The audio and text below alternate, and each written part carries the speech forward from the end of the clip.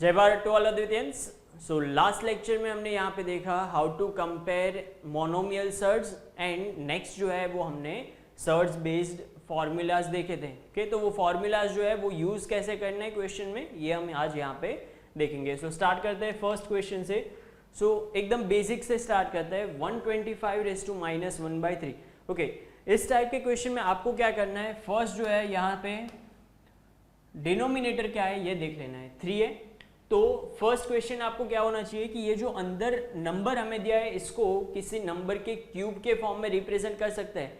अगर यहाँ पे 4 होता तो हमें फर्स्ट क्वेश्चन होना चाहिए कि किसी ये जो नंबर है इसको किसी के 4th एक्सपोनेंट के फॉर्म में रिप्रेजेंट कर सकते हैं। ओके, तो 125 इज क्यूब ऑफ 5, तो इसको ऐसे रिप्रेजेंट कर सकते हैं कि 5 रेज़ टू 3। ओके, 125 को, और ये हो जाएगा -1/3। ओके, 3 एंड -1/3 मल्टीप्लीकेशन में होंगे तो 3 and 3 cancel, so it will be 5 raise to -1।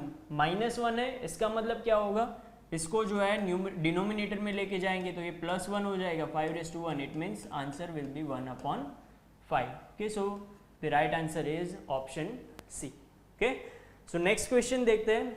Next question is the value of 4th root of 64 raised to -2। Okay, तो यहाँ पे अगर आप ये करोगे कि 64 के लिए पहले स्क्वायर फाइंड कर लिया तो कैलकुलेशन जो है वो ज़्यादा हो जाएगी। ओके, तो पहले इसको रिप्रेजेंट कर देते हैं। ये जो है 64 रेज़ टू -2 4th रूट है, तो हम ये पूरे के लिए 1/4 एक्सपोनेंट ले सकते हैं। ओके, तो नेक्स्ट क्या होगा, यहाँ पे जो है ये दोनों मल्टीप्लिकेशन में आएंगे तो 2 2 ज़ा 4, so it can be written as 64 raise to -1/2।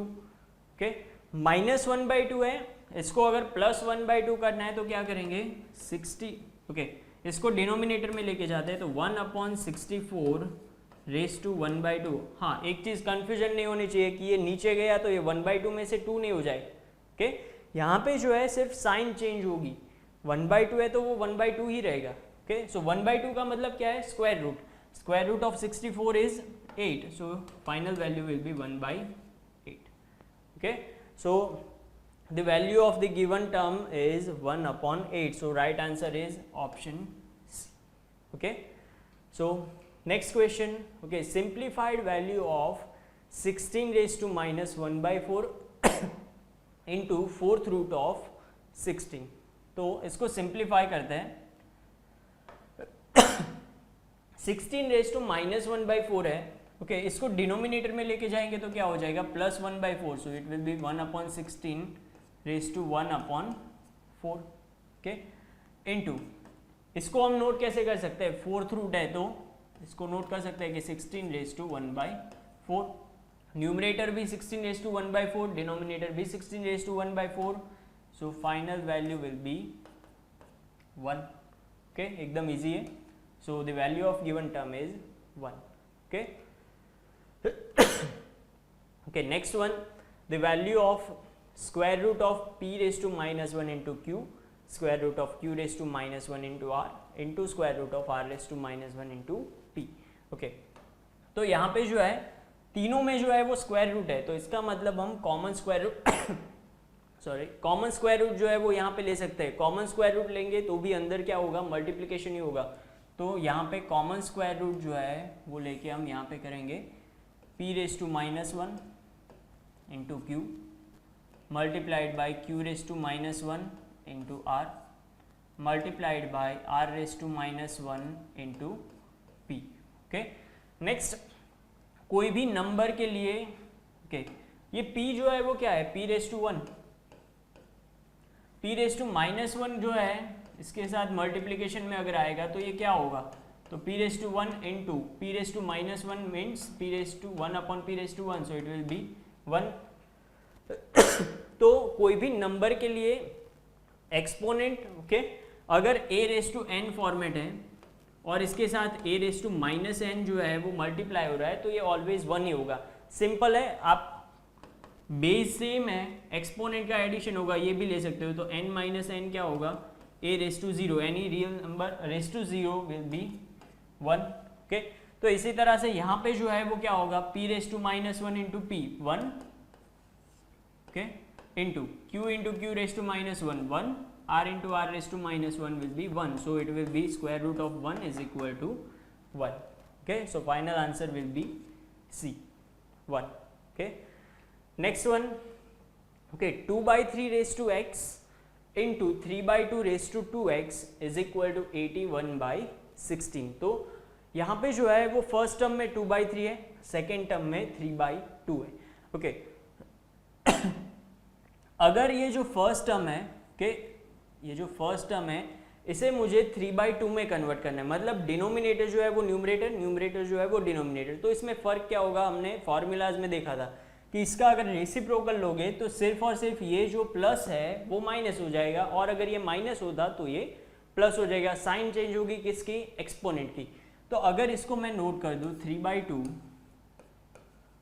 Race to minus x, okay, तो इसमें कोई फर्क नहीं पड़ेगा. ओके, और मल्टीप्लिकेशन में हमारे पास क्या है, 3/2 रेस टू 2x.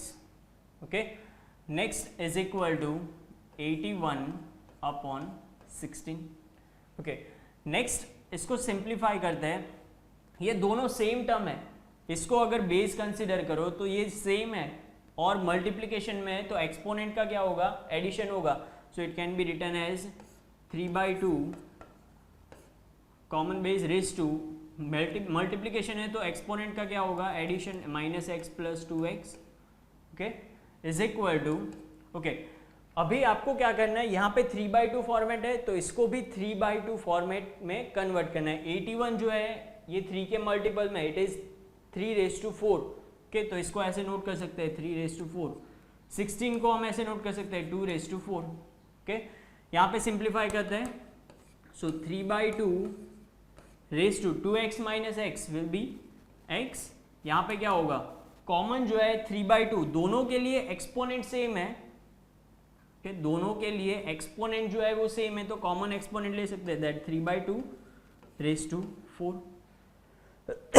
ओके, अभी जो है एक चीज आपको याद रखनी है, मान लो आपको ऐसा दिया है कि a raise to 5 is equal to a raise to 10, sorry a raise to 5 is equal to a raise to x. तो अगर आप इन दोनों को कंपेयर कर रहे हो, ये इक्वल है, तो ये इक्वल तभी हो सकता है जब x इज इक्वल टू जो है वो 5 हो.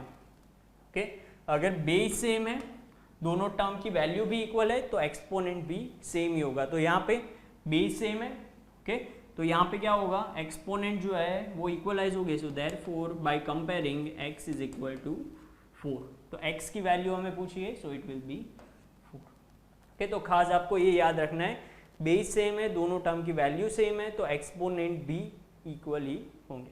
Okay, okay, so next question is if 27 raised to k is equal to 9/3 raised to k, then the value of 1/k square is.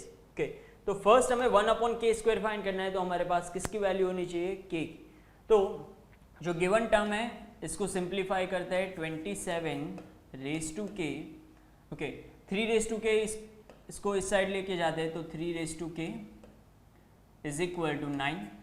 Okay, दोनों के लिए एक्सपोनेंट सेम है, तो हम ऐसे नोट कर सकते हैं कि therefore 27 multiplied by 3 raise to k is equal to 9. 27 into 3 क्या होगा, 81. So 81 raise to k is equal to 9. Okay, okay, यहाँ पे 9 है, 9 रेस टू क्या होगा 1, यहाँ पे 81 है, तो कंपेयर करना है तो बेस जो है वो क्या होना चाहिए, इक्वल होना चाहिए. तो इसीलिए इसको हम कन्वर्ट कर सकते हैं. 81 can be written as 9 square whole raise to k is equal to 9 raise to 1. Okay, multiply होगा तो ये हो जाएगा 9 raise to 2k is equal to 9. Okay, 9 raise to 1. यहाँ पे समझने के लिए ही हर एक स्टेप जो है वो मैं कर रहा हूँ, बाकी MCQ में तो जो है इतने सारे स्टेप्स की भी ज़रूरत नहीं है. दो मतलब ये मैक्सिमम 30 सेकेंड में ये जो है वो कैलकुलेशन हो जाएगी. ओके, सो यहाँ पे क्या होगा, अभी इन दोनों को कंपेयर कर सकते हैं. बेस जो है वो इक्वल है, दोनों टर्म की वैल्यू भी इक्वल है, so this two will be equalise. So 2k is equal to 1. So k is equal to क्या होगा, 1 divided by 2. k is equal to 1 divided by 2 है, तो k स्क्वायर की वैल्यू क्या होगी 1 divided by 4। k square 1 by 4 है, दोनों हमें क्या चाहिए 1 अपॉन के स्क्वायर, तो दोनों साइड रेसिप्रोकल लेंगे तो 1 upon k square will be equal to 4। Okay, so final value of 1 upon k square is 4। Okay, so यहाँ पे जो है वो आपको क्या करना है, कंपेयर करने से पहले बेस जो है वो इक्वल लाना है। Okay, so next question, the numerical value of x raise to 1 upon a minus b raise to 1 upon a minus c into x raise to 1 upon b minus c into 1 upon b minus a into x raise to 1 upon c minus a into 1 upon c minus b is okay. तो first यहाँ पे देखो तीनों term जो है वो multiplication में है, ओके, और बेस जो है वो तीनों टर्म के सेम है, तो एक्सपोनेंट का क्या होगा एडिशन। ओके, तो तीनों में जो है वो कॉमन, पहले तो ये दोनों जो है ये दोनों का मल्टीप्लिकेशन हो जाएगा, तो इसको सिंप्लीफाई फॉर्म में लिखते हैं ताकि कंफ्यूजन ना हो कि x raise to 1 upon a minus b, okay, x raise to 1 upon a minus b, और ये मल्टीप्लाई होगा 1 upon a minus c, so it will be a minus c. Okay, next जो है multiplied by x raise to 1 upon b minus c, और यहाँ पे है b minus ए। अभी सिंप्लीफाई करते टाइम आपको क्या ध्यान रखना है कि कोई भी एक ही फॉर्मेट में हर एक को रखो। यहाँ पे a माइनस बी है, यहाँ पे b माइनस ए है, तो या तो इसे कन्वर्ट करो या फिर इसे। तो b माइनस ए को अगर a माइनस बी में कन्वर्ट करना है तो हमें माइनस साइन जो है वो कॉमन लेनी होगी। सो माइनस साइन कॉमन लेके यहाँ पे कॉमन दे देते हैं और यहाँ पे कर लेते हैं a माइनस बी। ओके, यहाँ पे सिर्फ हमने क्या किया है b माइनस ए है, इसमें से माइनस साइन कॉमन ली मल्टीप्लीकेशन के टाइम, जो कि हमने यहाँ पे कॉमन दे दी। ओके, इससे कोई फर्क नहीं पड़ता, अगर माइनस साइन फिर से यहाँ पे मल्टीप्लाई कर दोगे तो ये हो जाएगा b minus a. Okay, into x raise to 1 upon, okay, c minus a है, यहाँ पे क्या है a माइनस सी, तो इसको कन्वर्ट करना है c माइनस ए को, तो ये क्या होगा माइनस साइन बाहर आएगी। ओके, तो यहाँ पे होगा a माइनस सी, ताकि इसके साथ सेम फॉर्मेट रहे। ओके, और यहाँ पे c माइनस बी है, यहाँ पे क्या है b माइनस सी, तो और एक बार माइनस कॉमन निकलेगा तो माइनस माइनस हो जाएगा प्लस, और यहाँ पे होगा b माइनस सी। ओके, यहाँ तक कर लिया। तीनों के बेस सेम है, मल्टीप्लिकेशन में है टर्म्स, तो एक्सपोनेंट का क्या होगा addition. So final simplification will be x raise to, तीनों का एडिशन तो 1 upon a minus b, a minus c, addition हो रहा है बट इसकी साइन ऑलरेडी माइनस है, तो minus 1 upon b minus c, a minus b, plus 1 upon a minus c, b minus c. ये पूरी टर्म जो है वो x के एक्सपोनेंट में है। Okay, so x raise to, okay, ये तीनों में LCM अगर हमें लेना है तो क्या होगा, LCM जो है वो क्या होगा a minus b, okay, a minus c और b माइनस सी, ये तीन जो है वो LCM में मल्टीप्लिकेशन में आएंगे। सो LCM will be a minus b, b minus c and c minus, sorry यहाँ पे हमने लिया है a minus c। ओके, ये LCM होगा। ओके, न्यूमरेटर में क्या होगा, यहाँ पे a minus b, a minus c है, कौन सी टर्म नहीं है b minus c, तो यहाँ पे आएगा b minus c। Next sign यही रहेगी माइनस, यहाँ पे b minus c है, a minus b है, कौन सी टर्म नहीं है a minus c नहीं है, सो यहाँ पे आएगा a माइनस सी, और यहाँ पे कौन सी टर्म नहीं है a माइनस बी नहीं है, so plus a minus b. Simplify करते हैं, सो x रेज टू, यहाँ पे क्या होगा b minus c minus a plus a minus b upon a minus b, b minus c, a minus c. Okay, यहाँ पे देखो ये क्या होगा minus a plus a cancel, plus c minus c, plus b minus b cancel हो गया। So zero upon कोई भी टर्म होगा वो क्या होगा zero, so it will be x raise to zero. Okay, x raise to zero है कि फाइनल वैल्यू हमें फाइंड करनी है, सो ये क्या होगी x raise to zero will be equal to 1. Okay, any real number raised to 1 is 0 is equal to 1. So final answer will be 1. फिर ये नहीं करना है कि ये देख के ही पता चल गया कि इसका सिंप्लीफिकेशन 0 होगा, सो फाइनल आंसर 0. ओके, ये एक्सपोनेंट में है तो एक्सपोनेंट 0 होगा तो वैल्यू क्या होगी 1. Okay, so next one. Okay, if 64 raise to x is equal to 1 upon 20 256 raised to y, then the value of 3x plus 4y is. okay, यहाँ पे जो है 64 raised to x okay, into इसको multiply कर देते हैं तो ये क्या होगा 256 raised to y. okay, is equal to क्या बचेगा 1. हमें यहाँ पे क्या चाहिए 3x प्लस 4y. तो हमें इस तरह से पहले ये देखते जाना है कि क्या फाइंड करना है, इस तरह से हम यहाँ पे एडजस्ट करेंगे. ओके, यहाँ पे 3x है तो सिंपल है कि यहाँ पे देखो x जहाँ पे है इसके बेस को जो है वो अगर हम किसी नंबर के क्यूब के फॉर्म में रिप्रेजेंट कर सकते हैं तो ये 3x हो जाएगा. तो 64 किसका क्यूब है 4 क्यूब. सो इसको हम ऐसे नोट कर सकते हैं कि 4 cube raise to x. Okay, 256 यहाँ पे y है तो y के लिए कोएफिशिएंट क्या चाहिए 4. तो इसको हम किसी नंबर के फोर्थ एक्सपोनेंट में रिप्रेजेंट कर सकते हैं. तो कौन से नंबर के फोर्थ एक्सपोनेंट में 4 रेज टू 4 क्या होगा 256 because 64 into 4 256. So it can be represented as 4 raise to 4 whole raise to y is equal to 1. Okay, simplify करते हैं तो यहाँ पे क्या होगा 4 raise to 3x into 4 raise to 4y is equal to 1.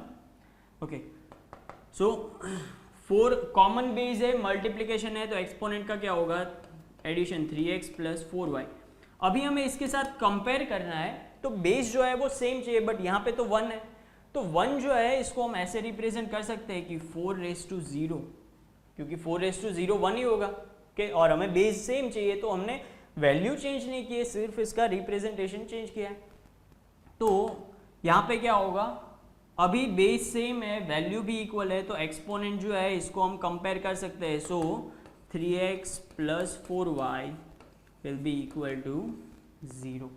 Okay, so value of 3x plus 4y is 0. Answer will be C. Okay, so next question. If x is equal to y raise to z, y is equal to z raise to x and z is equal to x raised to y, then what is the value of x into y into z. okay, तो यहाँ पे देखो first कोई भी एक value जो है इसको रिप्लेस करते हैं किस तरह से. तो यहाँ पे x is equal to y raised to z है तो x जो है वो बाकी कहाँ पे है.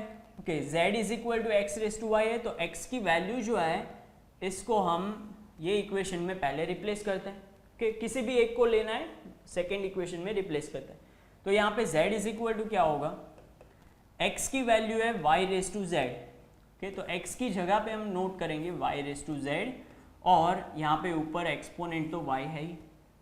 तो z इज इक्वल टू जो है वो फाइनली क्या होगा इन दोनों का मल्टीप्लीकेशन होगा तो ये हो जाएगा y raise to yz. Okay, next अभी ये जो है वो किसकी वैल्यू हमें मिली है z.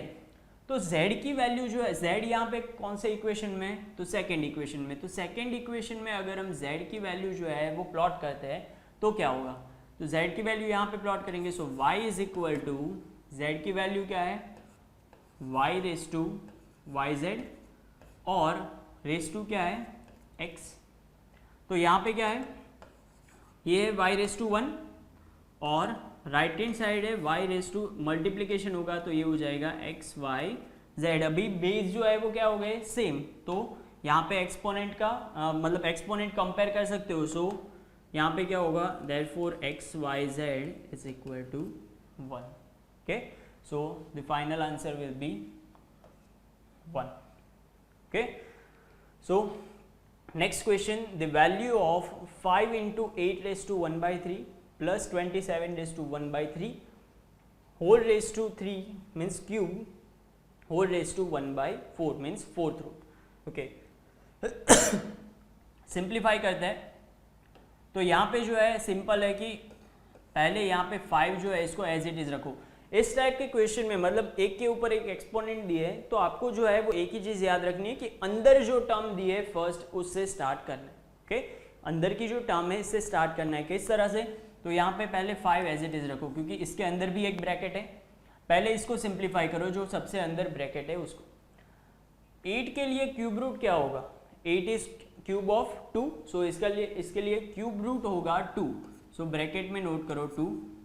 यहाँ पे हर बार ब्रैकेट करना मत भूलना, वरना जो है एक ब्रैकेट नहीं होगा तो गलती से मल्टीप्लिकेशन बाहर के किसी नंबर के साथ हो जाएगा तो पूरा आंसर रॉन्ग होगा। ओके, सो 8 के लिए क्यूब रूट होगा 2, 27 के लिए क्यूब रूट क्या है? 3, सो 2 + 3 होल क्यूब। होल क्यूब जो है वो किसके लिए है? सिर्फ ये ब्रैकेट के लिए है। ओके, और होल रेज़ टू 1/4। सो यहाँ पे और सिंप्लीफाई करते हैं, 5 × 2 + 3 5 क्यूब होल रेज़ टू 1/4। तो अभी तो एकदम इजी हो गया। 5 × 5 cube will be 5 raise to 4 raise to 1/4। So 4 4 cancel, so final answer will be 5 raised to 1. Okay, so option C. Okay, तो next जो है वो है value of 0.000729 raised to -3/4 into 0.09 raised to -3/4. Okay, पहले इसको जो है वो simplified form में convert करते हैं। तो यहाँ पे इसको हम नोट कर सकते हैं कि 729 अपॉन 1 2 3 4 5 6 के whole raise to -3/4। Okay, into यहाँ पे इसको क्या नोट करेंगे? 9 अपॉन 100 रेज़ टू -3/4। ओके, यहाँ पे क्या है? 4। तो इसको जो है वो किसी के फोर्थ एक्सपोनेंट के फॉर्म में रिप्रेजेंट कर सकते हैं। तो यहाँ पे देखो 1 2 3 4 5 6 है तो हम इसे नहीं कर सकते। 4 के मल्टीपल में होगा तो कर सकते हैं। और 729 जो है वो किसका क्यूब है? 9 क्यूब है, फोर्थ एक्सपोनेंट नहीं है। यहाँ पे भी 100 जो है वो किसी का फोर्थ एक्सपोनेंट नहीं है। तो हम क्या करेंगे? तो यहाँ पे देखो -3/4 -3/4 दोनों के लिए एक्सपोनेंट सेम है तो मल्टीप्लिकेशन में तो कॉमन एक्सपोनेंट ले सकते हैं। तो इसे नोट करते हैं, कॉमन एक्सपोनेंट लेते हैं, ये दोनों का अंदर मल्टीप्लिकेशन हो जाएगा। 729 अपॉन ये हो जाएगा 10⁻6 into 9 upon 100 means 10⁻2 whole raise to -3/। Okay, तो यहाँ पे जो है वो क्या होगा? 729 क्या है? 9 क्यूब इंटू 9 अपॉन ये क्या हो जाएगा? 10⁻8 -3/4। ओके, तो ये हो जाएगा 9⁻4 अपॉन 10⁻8 होल रेज़ टू -3/4। ये जो 1/4 है ये पहले अंदर अप्लाई कर देते हैं। तो यहाँ पे क्या होगा? 1/4 अगर अप्लाई कर देंगे तो यहाँ पे हमें मिलेगा 9⁻4 है, इसको 1/4 अप्लाई करोगे तो 4 4 cancel, so it will B 9 upon 10⁻8 है, इसको 1/4 अप्लाई कर दोगे तो 4 2 = 8, so it will be 10⁻2। Okay, raise to क्या होगा यहाँ पे? -3, क्योंकि 1/4 तो ऑलरेडी अप्लाई कर दिया है। -3 इसको पहले प्लस कर देना है तो इसका रेसिप्रोकल ले लो, दैट 10⁻2 अपॉन 9⁻3। ओके, नेक्स्ट अभी यहाँ पे ऑप्शंस जो है वो कौन से फॉर्म में दिए? 10 और 3 के फॉर्म में। तो इसको कन्वर्ट कर देते हैं 3 के फॉर्म में। सो 10⁻2 अपॉन 3⁻2 होल रेज़ टू 3 अंदर अप्लाई कर दोगे तो 10⁻2⁻3, सो it will B 10⁻6 upon 3⁻6। So final answer will B 10⁻6 upon 3⁻6, option D. Okay, तो आज के लेक्चर में यहाँ तक रखते हैं। नेक्स्ट लेक्चर में सर्च बेस्ड क्वेश्चंस जो है वो हम यहाँ पे आगे कंटिन्यू करेंगे। ओके, बट इससे पहले आपको भी जो है वो घर पे जितने भी आपको और एक्स्ट्रा क्वेश्चंस मिले वो खुद से प्रैक्टिस करनी है। Okay, so stay tuned with Advait Achievers YouTube channel जो है इसको सब्सक्राइब करें, वीडियो शेयर करें और हमारी एप्लीकेशन भी डाउनलोड करें। Okay, so thank you, stay healthy, stay safe, जय भारत, विद्यार्थी देवो भव।